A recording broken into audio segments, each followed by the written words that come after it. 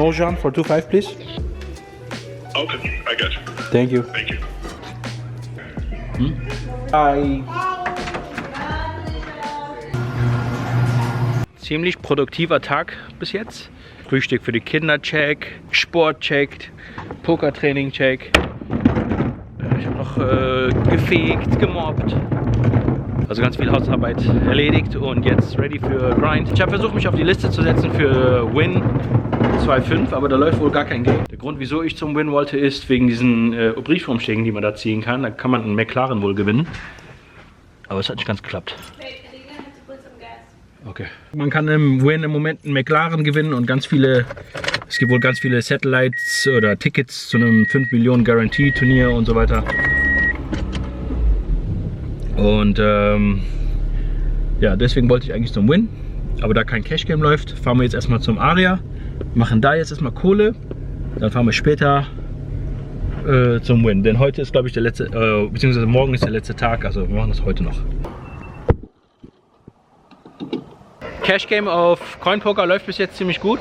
Wir sind gerade mal so 17 Stunden in oder so, aber $400 plus für den Monat.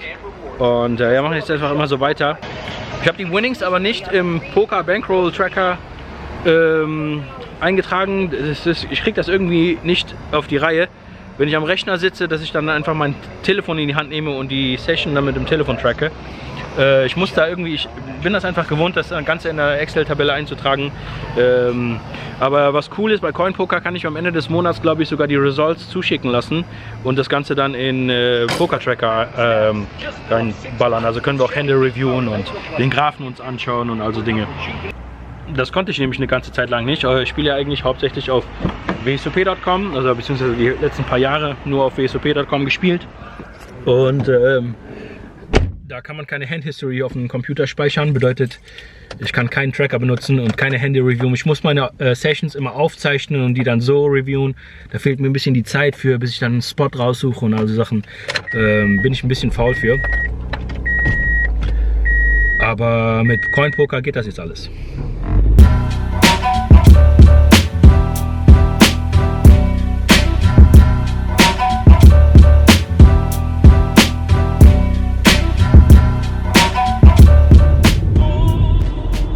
Ab zum Aria Cash Game.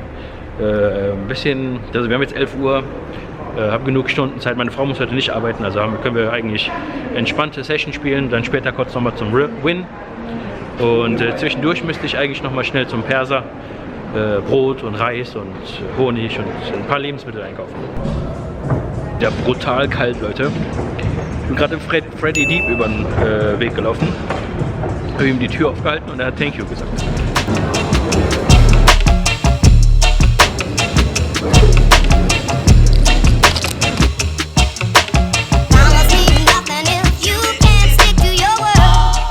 Wir sind 4 Stunden in der Session und gerade $700 down. Größte Hand, einmal mit Nut Flush gegen Full House gerannt.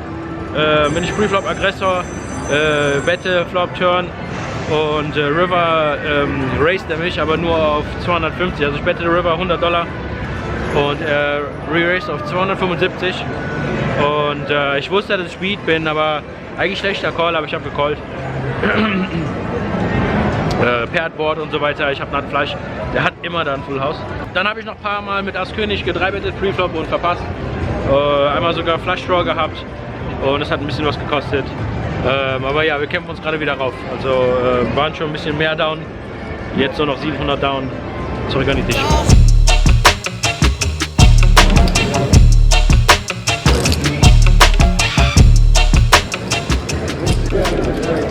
So, ganze 8 Stunden und 12 Minuten gespielt und leider $1408 down. Wieder so ein Tag gewesen, wo ich einfach jeden Flop verpasst habe. Und wenn ich mal, ich habe zum Beispiel Ass Bube einmal Nuts gefloppt und dann ging es auch rein und mein Gegner hat natürlich auch Ass Bube. Heute wieder so ein Tag, wo einfach nichts geklappt hat. C-Bets haben alle nicht geklappt und Ass König immer wieder gedreibettet, Ass Dame gedreibettet, immer wieder verpasst und Bluffs haben auch nicht geklappt. Dann mal irgendwie Nuts gemacht oder so, dann war das auch nur Second Place. Asse wurden gecrackt von König Bube und. wollte eigentlich zum Win, aber diese Tombola-Geschichte, da die Envelopes, die Briefumschläge, die da haben, das geht glaube ich nur bis 5, hat einer am Tisch eben gesagt. Und da habe ich jetzt, wir haben jetzt 8:30 schon. Also morgen auf jeden Fall erstmal Win, egal was passiert, egal ob sie ein Game haben oder nicht. Fahren erstmal direkt zum Win und sichern uns erstmal so einen scheiß Envelope. Gucken, was da ist. Ich glaube, McLaren gibt es noch. Da sieht man mal die Vorteile von Online- und Live-Poker. Es hat einfach ewig gedauert, bis ich mal irgendwie eine Hand heute machen konnte. Und nach 8 Stunden Spiel immer noch nichts. Nicht mal einmal irgendwie konnte ich irgendwie eine Hand gewinnen. Und das passiert online halt einfach nicht. Live spielt man dann einfach irgendwie 20, 30 Hände pro Stunde. Und online halt viel, viel mehr. Man kann mehrere Tische spielen und ja, da bekommt man das nicht so krass mit, wenn man irgendwie Card Dead ist. Und da kann Live-Poker schon ziemlich langweilig werden.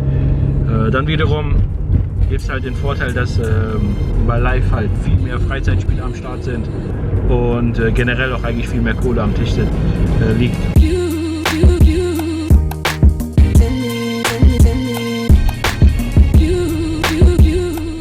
Ich mache mir hier gerade meine Suppe warm, Leute, und mich interessiert jetzt mal mega, wie viele online bevorzugen und wie viele von euch live bevorzugen, also was so die Mehrheit da abstimmt. Zum Beispiel der Unterschied zwischen mir und Daniel ist, der spielt halt am liebsten nur online, der kommt, also ich habe den jetzt das ganze Jahr schon gar nicht live gesehen in den Casinos und ich brauche halt unbedingt beides.